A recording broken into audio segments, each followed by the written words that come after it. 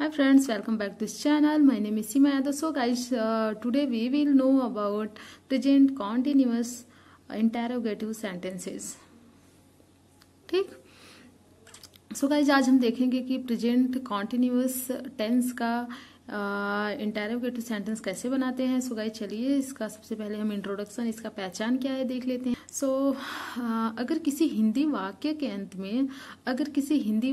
में रहा है, रही है, रहे हैं, रहे हो आदि शब्द आता है और उस वाक्य में क्वेश्चन किया गया हो और कोई नई शब्द भी आया हो, ठीक, उस वाक्य में क्वेश्चन भी किया गया हो और नई शब्द भी आया हो, तो ऐसे सेंटेंसेस को हम प्रेजेंट कॉन्टिन्यूअस टेंस का इंटरोगेटिव सेंटेंसेस कहते हैं। ठीक। सो गाइस चलिए इसका हम बनाने का तरीका क्या होता है, इसका स्ट्रक्चर क्या होता है देख लेते हैं। सो सबसे पहले इसको बनाने के लिए सबसे पहले हम क्या करते हैं कि जो भी हमारा सहायक क्रिया हेल्पिंग वर्ब जो होता है उसको सबसे पहले लिखते हैं। ठीक। उसको हम क्या करते हैं, सबसे पहले helping verb plus subject plus not, verb के फर्स्ट फॉर्म में आईएनजी ऐड करते हैं plus object plus other word. ठीक। सो चलिए गाइस इसको हम एग्जाम्पल के थ्रू समझते हैं।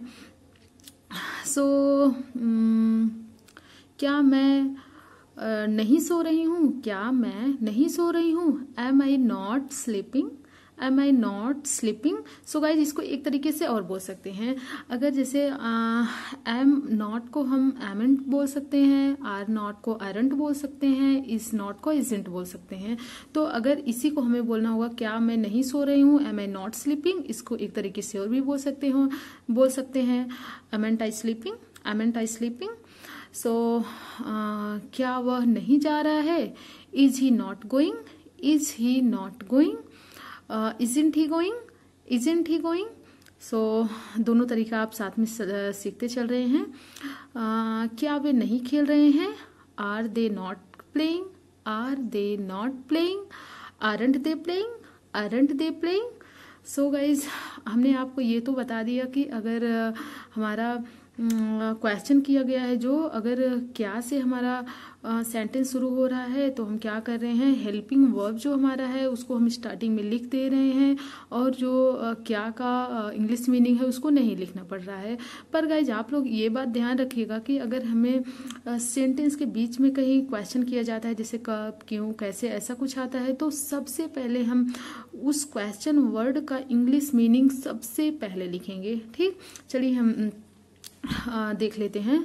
जैसे हम बोल रहे हैं कि क्या वे नहीं खेल रहे हैं, क्या वे नहीं खेल रहे हैं, aren't they playing and are they not playing, क्या वे नहीं खेल रहे हैं। पर अगर हमें बोलना है कि वे कब नहीं खेल रहे हैं, इसको बनाने के लिए हम क्या करेंगे, when aren't they playing, when aren't they playing, और इसको ऐसे भी बोल सकते हैं when are they not playing, when are they not playing. और क्या वह नहीं पढ़ रहा है, क्या वह नहीं पढ़ रहा है, is he not studying, is he not studying. और इसका जो दूसरा तरीका है, isn't he studying, isn't he studying. और अगर हमें बोलना है कि वह क्यों नहीं जा रहा है, अगर हमें बोलना है कि जैसे ये आप देख लीजिए कि इसमें आ रहा है क्यों, जो है हमारा सेंटेंस के बीच में आ रहा है, वह क्यों नहीं जा रहा है, वह क्यों नहीं जा रहा है। तो यहाँ पे जो है हमारा क्यों का इंग्लिश मीनिंग लिखना होगा, क्योंकि हमने बताया था जब सेंटेंस के बीच में कब, क्यों, कैसे आ रहा है तो उसको हमें लिखना ही पड़ रहा है। और वह क्यों नहीं जा रहा है तो हम क्या लिखेंगे, Y isn't he going, why isn't he going। और इसको ऐसे भी बना सकते हैं, why is he not going, why is he not going। So guys दोनों तरीके से हम बना सकते हैं।